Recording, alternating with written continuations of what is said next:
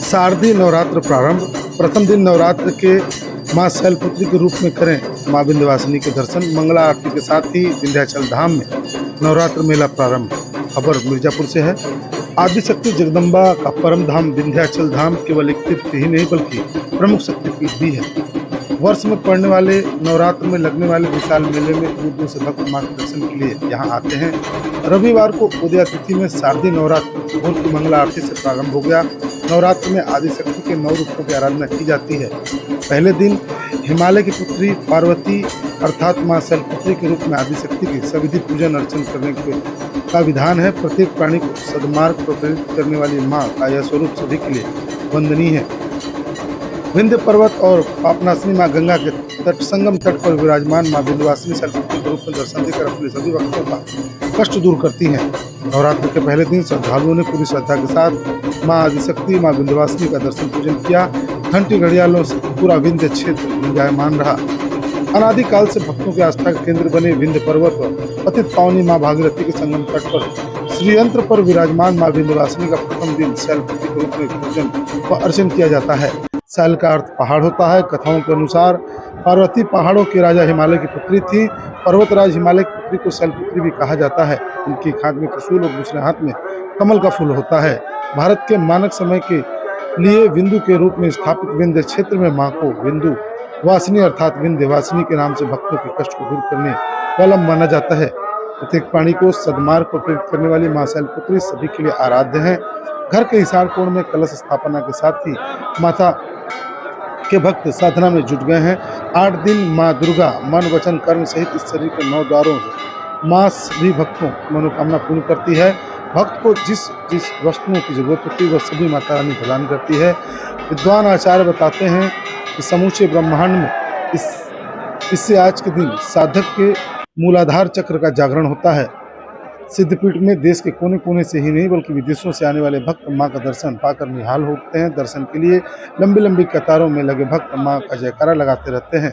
भक्तों के आस्था से प्रसन्न होकर मां उनकी सभी मनोकामनाएं पूर्ण करती हैं। जो भी भक्त की अभिलाषा होती है मां उसे जरूर पूरी करती है। मां के धाम में पहुंचकर भक्त परम शांति की अनुभूति करते हैं। उन्हें विश्वास है कि मां विंध्यवासिनी सभी दुखों को दूर करेगी। नवरात्र में मां के अलग अलग रूपों की पूजा कर भक्त सभी कष्टों से छुटकारा पाते हैं। माता के किसी भी रूप में दर्शन करने मां से ही प्राणी के शरीर में नई ऊर्जा नया उत्साह सद्विचार का प्रारंभ होता है और प्राणी धन्य होता है और मां अपने भक्तों के सारे कष्टों का हरण कर लेती है। नवरात्र भर विंध्य क्षेत्र में लाखों भक्त मां विंध्यवासिनी के दर्शन पाने के लिए आते रहते हैं। विश्व प्रसिद्ध शक्तिपीठ धाम पर बड़ी संख्या में श्रद्धालुओं का नवरात्र भर रेला लगा रहता है। सुरक्षा को लेकर भी यहाँ व्यापक प्रबंध किए गए हैं।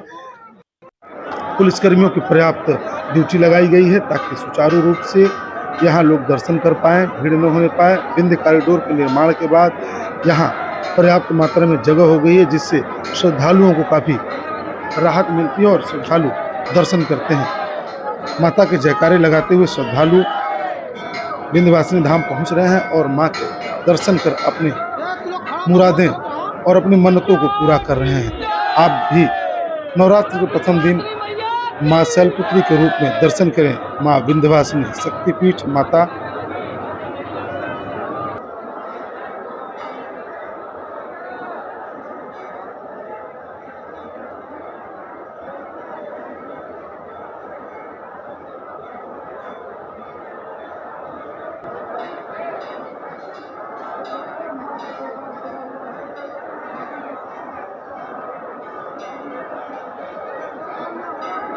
मां विंध्यवासिनी के यहाँ पे दर्शन करने आए हैं। इनकी महिमा बहुत है।